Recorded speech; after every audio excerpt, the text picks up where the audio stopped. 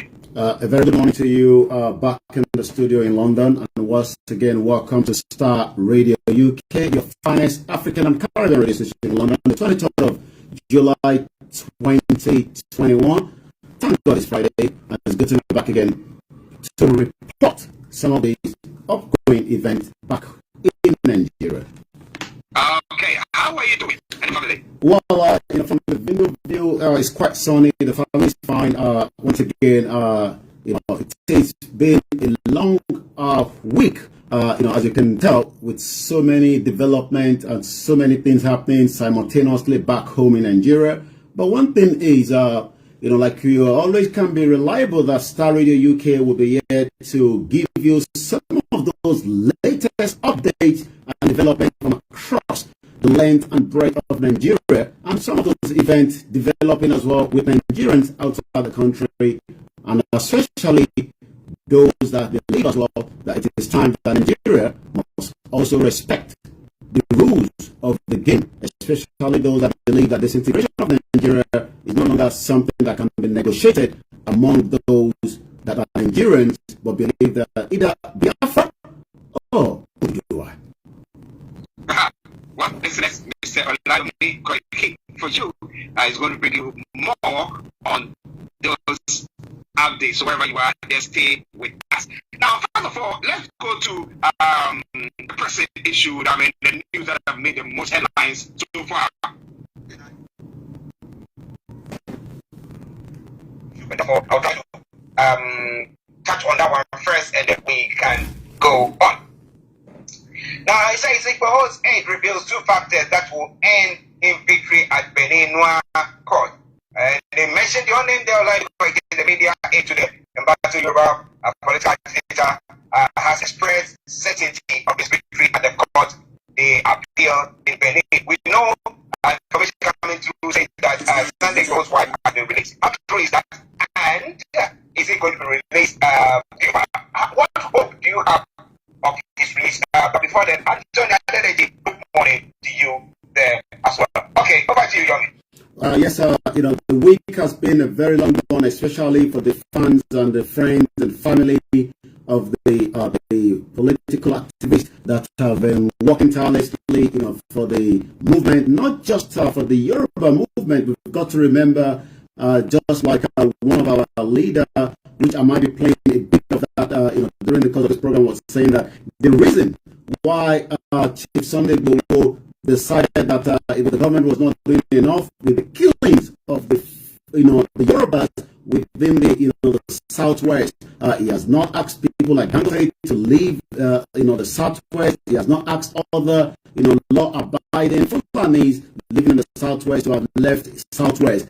But yes, like you said, Monday there was quite a lot of development, a lot of fake news, a lot of propagandists was also working. We can confirm officially on Star Radio UK that after the first hearing in Benin Republic, that we believe was also working tirelessly with the rule of law, not just for the Benin law, but also with the international law, the wife of Chief Sunday Igboho was released. Let me quickly give us the update that we received from the team working on the ground there, which is also by Ilana Omodua. This update came in, very late yesterday, but this is what we have to say quickly. Yesterday, and this again update on Chief Sunday Adeyemo's case in Republic of Benin by Ilana Omodua of Professor Banji Akintoye and his team that have stood tirelessly to make sure that Chief Sunday Igboho is getting all the legal representatives plus his wife back in Benin. Yesterday, the court set Mrs. Igboho's wife free since it has been found that she has committed no offense and there is no complaint whatsoever against her. Consequently, a German passport was returned to her. The lawyers handling the case reported after the proceeding that Chief Sunday Igboho cannot be extradited to Nigeria for two principal reasons: that contrary to insulation by Nigeria and Benin, have no extradition agreement. Number two, that Nigeria has not been able to come up with charges that could lead the court to order Igboho extradition to Nigeria. What Nigerian government came up with were mere allegations against Igboho, such as trafficking in arms and inciting violence that could result in the social disturbance without evidence, which the government of Benin Republic considered spurious and untenable and insufficient to warrant extradition. Lastly, the case has now been adjourned till Monday the 26th of July to allow Nigerian government bring up whatever evidence they may have, and Mr. Igboho has been taken back to the police custody. This was signed by Maxwell Adeleye, the communication manager for Ilana Omodua. So that is where we are at the moment, but I can tell you quite a lot is still happening. The court case, we cannot go into details because, as I'm sure with our listeners, you will have to understand legal proceeding. We cannot discuss as much, but we can just overview some of those developments as well. I'll be giving more update on those with the DSS in Abuja. But for now, this is still your morning show, Star Radio UK, your finest African and Caribbean radio station in London. And let me return back to you now in the studio. Yes, listeners, Mr. Olayomi Koiki for you. If you want to know more about that statement that is talked about, go to our Facebook page. It's posted it there, and you know all the proceedings. The fact that Mrs. Sunday Igboho has been released, okay? Because the Beninois say that we don't see any wrong in whatever thing that's due. So he put some hope in whatever thing that is going on, that some way somehow he can also be free, because if the charges that is being leveled against him is not enough to warrant his extradition to Nigeria, then might not happen. But we know that we have the Nigerian ambassador there. Was he the one trying to push more to get him extradited?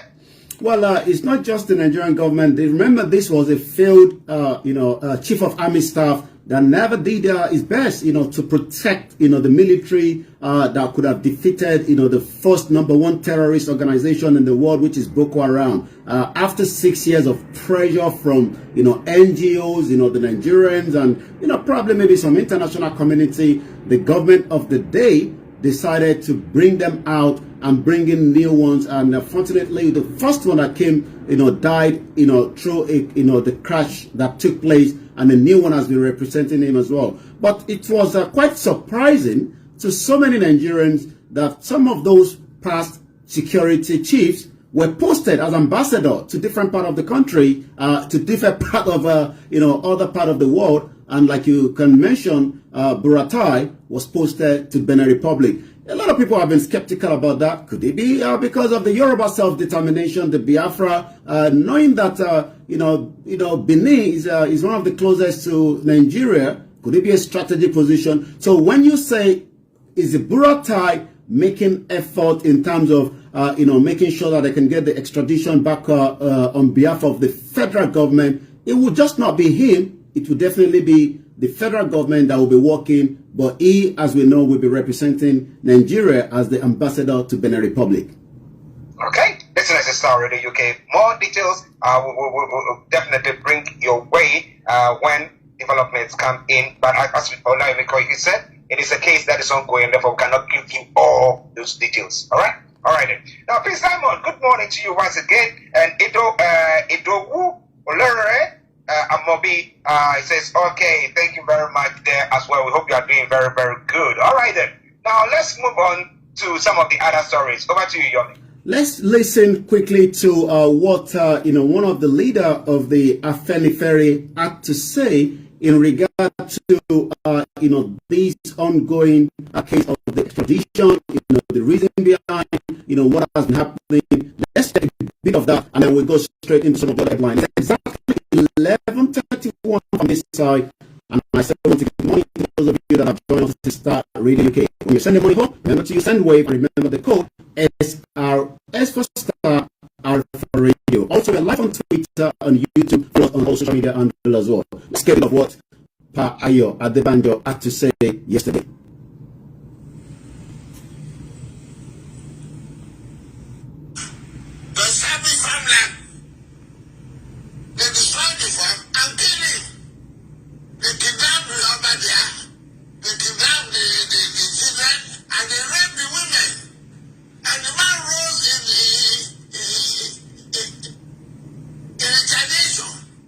Because all those people who did this havoc, the federal government, the federal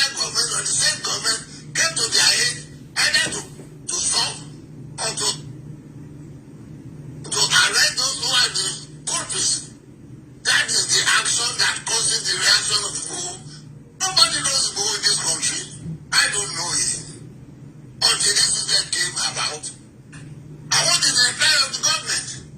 Now talking about you want them to go, you want them to go. That is talking rubbish. He didn't ask for, he tried to say Fulani want to go. He didn't ask Dangote to go. Has he asked Rabi to go? Has he asked the people who are doing legitimate business in Yoruba to go? When these people just come, don't put wool and come people's eyes. You journalists must be able to see everything. Why is it confusing? The right just a go. He said that the Fulani who are troubling my people, let them leave my place. And the answer, what is the answer of the Attorney General? Even when in the and that is the word of, the leader of the Afenifere, giving, some of the background of, why, a lot of Nigerians, just as we continue to say, the insecurity in the country has becoming more worse, since, the government took over in the last 6 years. Let's now look into some of the other updates that we have on Star Radio UK. The National Hospital Abuja has said that medical record presented by the suspended chairman of Kano State Public Complaint and Anti-Corruption Commission, that is fake. You can think of, so many corrupt systems happening across the country. Suspended Kano anti-graft boss medical record is fake, says the National Hospital. Let's touch on that story a little bit. According to the National Hospital, says the medical record that was presented by the suspended chairman of the Kano State Public Complaint and Anti-Corruption Commission, Mahuyi Magaji Rimi Gado, is fake. According to the Kano State House of Assembly, had earlier invited Rimi Gado to appear before his ad court committee investigating a petition against him on Wednesday, July the 14th, 2021. But he, however, citing health ground, attaching a medical record, failed to appear before the House, which necessitated them to demand a certified true copy. Let's take us back to some of these kind of situations. A lot of prominent Nigerians, for whatever reason, after allegations of corruption, embezzlement have been labeled of them, they do come up with a kind of bogus healthcare issue. We saw that even at some point, one of them was taken into the courtroom in a stretcher. We saw, Malami, that also, had this allegation of embezzlement of pension and eventually run into Niger, was brought back, was also complaining of healthcare. So it is not the first time that, these kind of situations happen, but it seems this has not gone well and he has been nabbed as well. The Federal High Court on Friday ordered the Department of State Service. This is an update that is just coming. I'm just reading this now. A Federal High Court Abuja on Friday have now ordered the Department of State Service, DSS, to produce the 12 innocent individuals that were taken away from the residence of Chief Sunday Adeyemo, popularly known as Igboho'S, on the 1st of July 2021 when an assassination attempt was at his house, to produce them to the court on the July the 29th. So this will be a very good news to so many people that have been wondering why it has taken almost 23 days from the time the DSS took them away to Abuja. No legal representative was allowed, no contact within the families of those that was affected. So again, this is a breaking news coming from Abuja. The court have ordered the DSS to produce detained Igboho'S aid in the court latest July the 29th. Also, let's just go into it a little bit more. The Federal High Court Abuja today have ordered the Department of State Service to produce the 12 detained associates of the Yoruba Nation activist Sunday Adeyemo, aka Sunday Igboho, before it on July 29. Justice Obiaro Ogutu gave the order after the counsel to the application Pelumi Olajengbese moved the expert motion that was marked FHC Abuja CS 647-2021, dated July 7 and filed on July 8. Remember that, after the raid of his house, legal representative was brought up, by Chief Sunday himself, not just for those that was detained. He also filed in an application with the Federal High Court for compensation to the damage of his building. So today, is also another good news to those that have been following that story. Igboho to also order the Nigerian Secret Police to come and show cause why the applicant should not be granted bail. The judge also granted the plea of the applicant through the affidavit of the urgency filed on why the matter should be heard expeditiously, irrespective of the imminent court vacation. We do know that there was meant to be a court vacation, but the judge is not giving any room. At least a dozen of Igboho associates were arrested and detained by the DSS on the 1st of July. I will come back again to you in the studio because I'm sure we might want to discuss more, and then if time again, we will be looking at some of the other headlines that we have for our listeners from across the globe. Once again, court have ordered DSS to produce everyone that was detained on the 1st of July by latest in the court, which is just about a couple of days from next week, July the 29th. Star Radio UK, your finest African and Caribbean radio station, where we bring you all the breaking news happening across the globe. But this time around, we are focusing on Nigeria, where there's so much happening on a daily basis. Listeners, it is Star Radio UK, Mr. Olabi Koiki, for you, bringing you updates from Nigeria. Yes, we love you. It's growing kisses to us.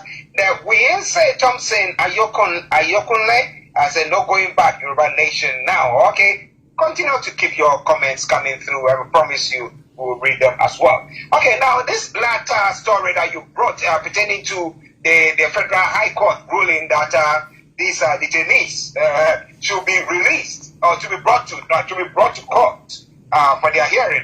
Now, so far, they've not appeared in the court yet. They've not charged them with anything yet, have they? For 23 days, they've not been charged to the court. They've not been given legal representatives to allow them to have a bit of a, I mean, in any criminal case or any case at all, you must allow the legal representative. And this was the same thing that was done to Mazi Nnamdi Kanu. We'll be discussing on that later as well. He was not allowed, to sign those documents that would have allowed the British Council in Nigeria for legal representatives. He was denied that right. And as you can see, Benin is not as big as Nigeria. A case as of Monday, we've been able to have the untangle of it. But a case in Nigeria has taken 23 days, which is about 3 weeks before a court could order the DSS. But what the DSS have continually said to our legal representative is, order from the above has not given them the reason for allowing the legal representative to meet up with the client inside the underground cells of the DSS. So what laws work in Nigeria? Order from above or constitutional law, the law that governs the country? Is that what works there? Well, listen, let's start Radio UK. Now, hopefully, we'll be keeping fingers crossed and everything. We'll try to see what happens on Monday and as whether they'll be granted bail. But we'll come to Nnamdi Kanu as well in a moment. But looking at the first video, the audio that you played, with that gentleman making the statement pertaining to the fact that Sunday Igboho has not said that people who have invested in that part of the community, the South should leave. He's never said anything of the sort. I mean, he's just talked about the Fulani herdsmen who are killing his people, that if they have to leave, if that's what they're going to be doing. Has the Oba, what have been their reaction? Because people are looking at community leaders who government looks up to when they want to communicate to the community, that they will speak up or stand up to be counted, so that they will know that, well, when they came to this place, they were all raising their voices. We know that the southern governors have been saying that what has been going on, they are not pleased with it, the way things have been going. But somebody saying, well, it's too a bit too late for them to now come in, because they were there, they saw everything that was going on, yet they were silent. But what has been the reaction from all these quarters? And that is, the difference, when you look at, the case of Mazi Nnamdi Kanu that was, kidnapped, because it wasn't going through the normal process that the federal government should have done. The federal government actually kidnapped its rendition, and a lot of people will still have to face consequences for that, because it is not allowed in the 21st century to just kidnap somebody without a proper due court process. That is the situation where a lot of people were expecting that maybe those within the Southeast leaders or their royal fathers would have done something. But there's a bit different, with the ones from the Yoruba side, and I can give you that update quickly. The Ooni of Ife, the Royal Majesty, the main forefront of our royal king, the Kabiyesi, yesterday, not yesterday, I think it was a day before yesterday, did what we called a 28 man committee, which I'm going to be giving a little bit background. The Adeyeye Enitan Ogunwusi Ojaja II, a Yoruba monarch, from the Yoruba land. This is what took place. Oni inaugurate a 28 Yoruba think tank. The Oni inaugurated the 28-man committee on Thursday in Lagos at the location where one of our legend, Obafemi Awolowo, founded Egbe Omo Oduduwa. The Oni of Ife, Adeyeye Ogunwusi Ojaja II, has inaugurated this 28-man Yoruba think tank known as the Oni Caucus. What are they going to be deliberating on? The present circumstances and the future of the Yoruba race. This is coming days after the Yoruba activist Sunday Adeyemo, also known as Sunday Igboho, was arrested in Cotonou in Benin Republic, days after his home was invaded by the SS operative. The Oni, an imperial monarch in the Yoruba land, has charged the group to look into the issues surrounding the arrest of Igboho, who has been at the forefront of the agitation for the self-independence of the Yoruba ethnic group, amongst other issues of the Yoruba interest.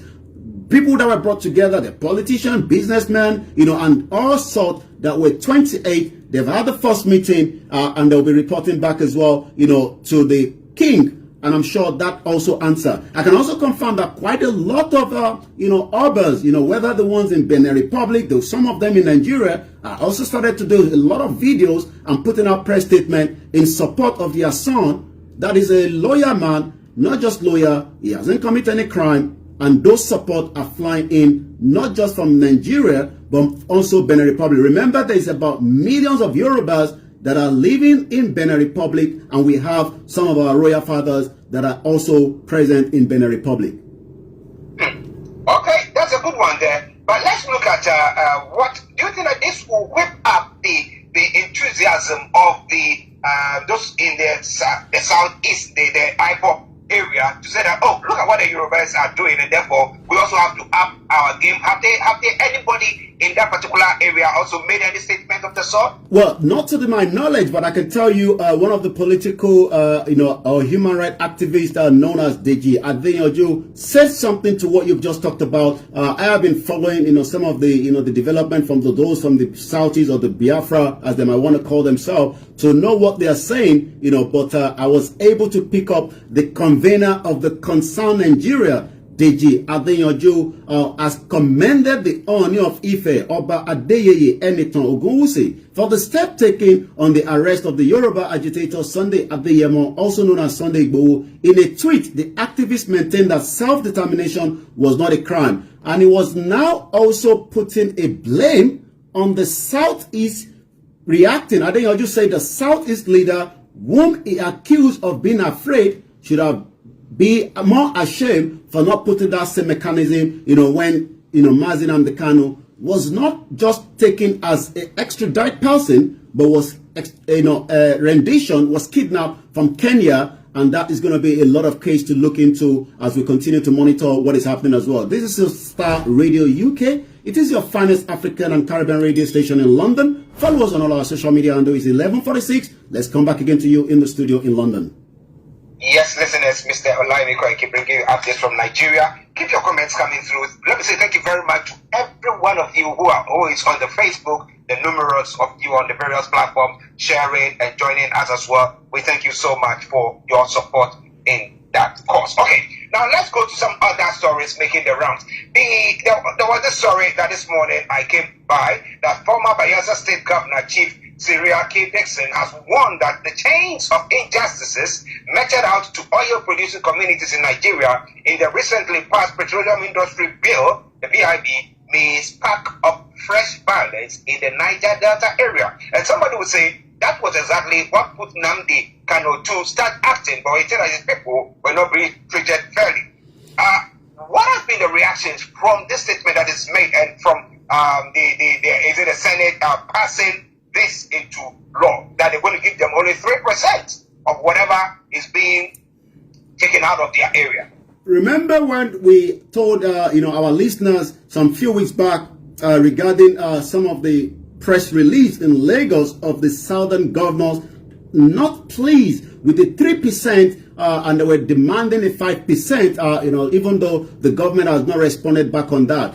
You talked about, the reason why there was a reaction from Nnamdi Kanu, but let me take you back a little bit, of Ken Saro-Wiwa. Ken Saro-Wiwa was murdered, as we might also remember, and again, the reason why he was fighting for the cause of his people that were being marginalized, is an oil-producing state. But, the state is not even more valuable for the citizen. But what you just talked about, yes, injustice to the oil community may spark off violence in the Niger Delta, according to the ex-governor Dixon warns. The former Bayelsa State Governor Chief Seriki Dixon has warned that the chains of injustice meted out to the oil-producing community in Nigeria in the recently passed petroleum bill industry may spark off fresh violence in the Niger State region. Some of the reason is Dixon, who is also now a senator representing Bayelsa West District in the National Assembly, described the petroleum industry bill that have been sitting for a very long time and the Electoral Act Amendment Bill 2021 by the Parliament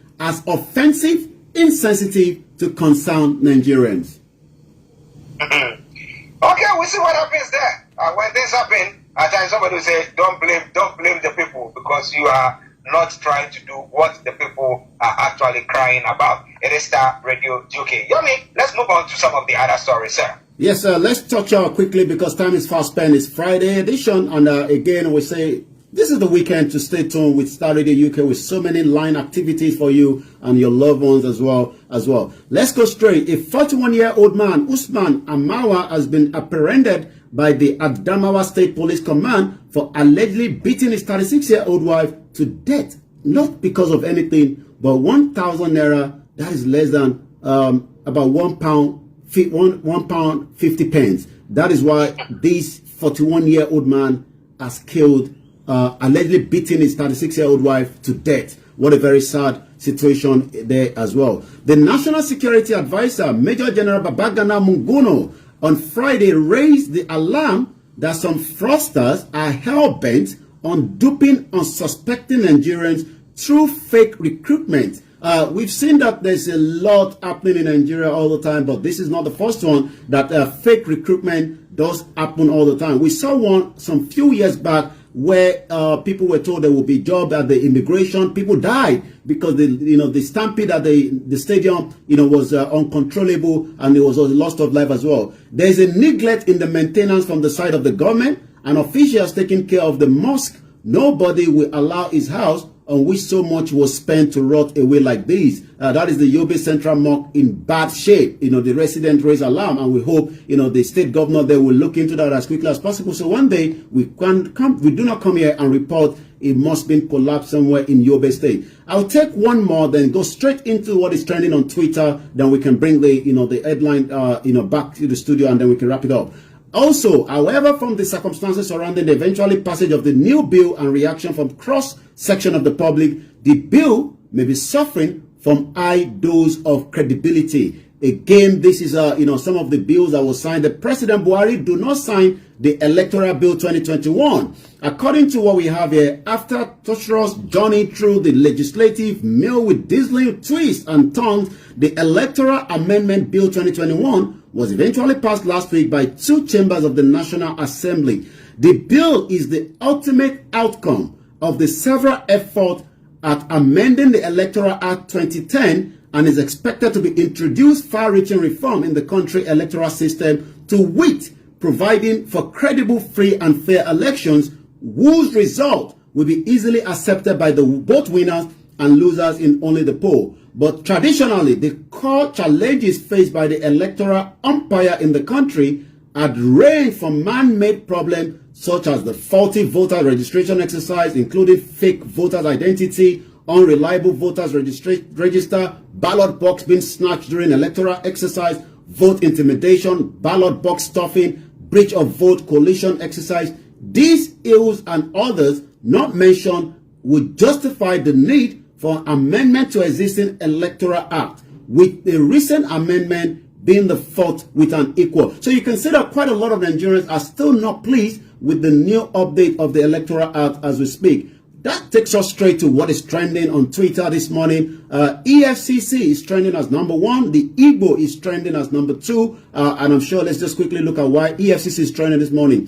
EFCC speaks a language their target audience understand. So I guess there must have been something that they posted in our own vernacular language. This says, this now for the shady leaders where they carry our money go overseas. This now for the Yahoo boys where they spoil our country name overseas. For their lifestyle where you they live, make you know, say, there's an eye watching you. Now stubborn fly, they follow cops, enter grave. Who get air, make a year arm. EFCC is watching you. We get you anywhere, anytime. Sean, financial crimes in all its forms and corruption. So it seems they are giving us their message in our local language. Maybe those politicians that are stealing so much money, or the ones that they know and they've not been captured, EFCC will go after that as well, rather than putting just an information out without acting on it as well. This is Star Radio UK's the Friday edition, and I'll now come back now to you in the studio.